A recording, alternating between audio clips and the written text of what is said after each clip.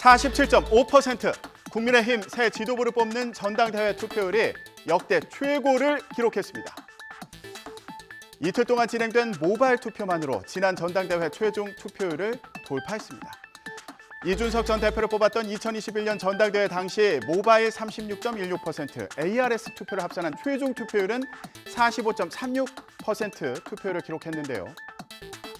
오늘부터는 이틀 동안 ARS 투표가 시작되는 만큼 이번에는 50%나 60%대 최종 투표율을 전망하기도 합니다.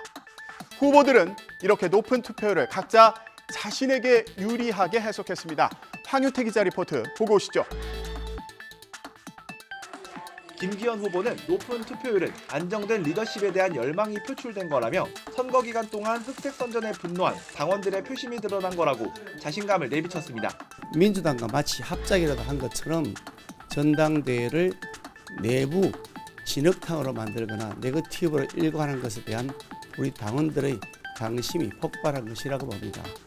반면 안철수 후보는 대통령실 관계자들이 모바일 메신저를 통해 자신을 비방하고 김기현 후보를 지지했다는 의혹을 두고 공세를 이어나갔습니다. 이례적으로 관계자들의 실명까지 공개하면서 대통령실의 진상조사를 촉구했습니다.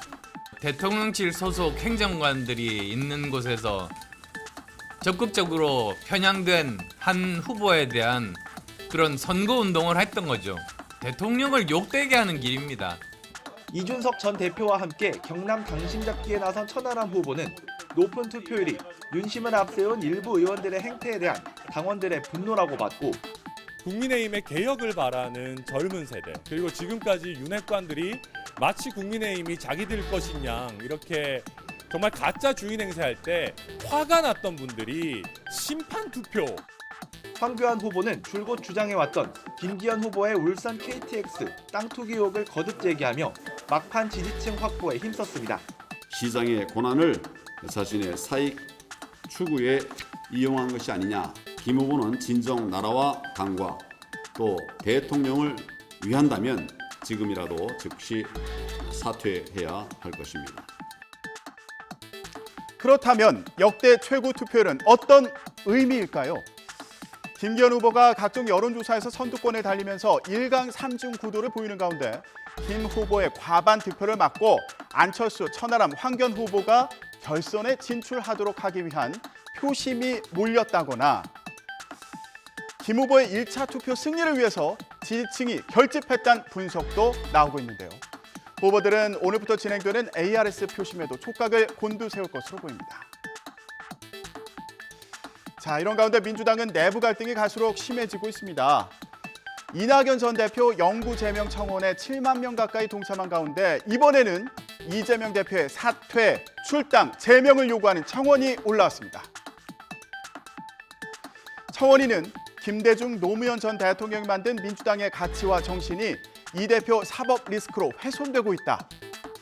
또 지금의 민주당은 합리적인 목소리가 함께하는 공당이 아니다.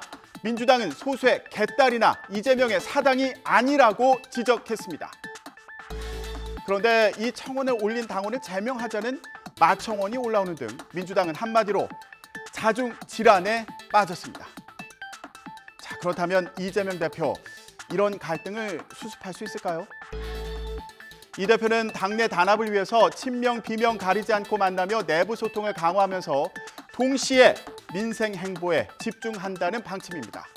어제는 주말에 큰 불이 난 인천 현대시장을 찾아서 피해 상황을 점검하고 상인들을 위로했습니다. 어제 현장 녹취를 들어보시죠. 피해 규모가 상당히 크다는 게 현재 문제고 보상 방법은 현실적으로 거의 없다시피 하는 거네요. 지금 당장 생계 수단이 마땅치 않으니까 이게 아마 조사하고 계획하고 예산 세우고 집행하고 하려면 아마 한참 걸릴 텐데, 엄청 오래 걸릴 텐데 그동안에 임시시장을 개설하자. 그거 해야 되겠죠?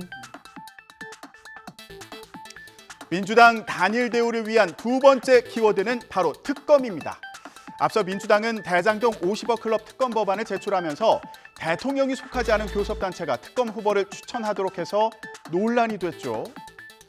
한동훈 법무부 장관은 수사 대상인 이재명 대표가 특검을 정하겠다는 거라면서 지적했는데요.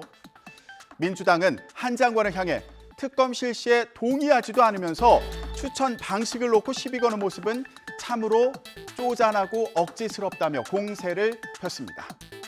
그러면서 민주당은 공식 통로 역할만 하겠다는 거라며 정의당 등 야권과 협의하겠다. 결국 특검 후보는 국민이 추천하는 거라며 한 장관과 국민의힘을 향해 특검을 수용하라고 촉구했습니다. 민생 챙기기와 특검 추진, 내부 혼란에도 당이 하나로 힘을 모아 외부와 싸울 동력을 마련하기 위한 것으로 보이는데요. 비명계 평가는 냉정합니다. 정윤우 기자가 전해드립니다. 다만 비명계에선 민생 챙기기와 특검 추진의 효과는 이 대표 사법 리스크가 해소되지 않는 한 미미할 것이라고 지적했습니다. 이 대표 수사와 재판이 이어진 악영향을 그대로 떠안고 민주당 지지율이 떨어지지 않았느냐며 오히려 추가 하락이 우려된다는 겁니다.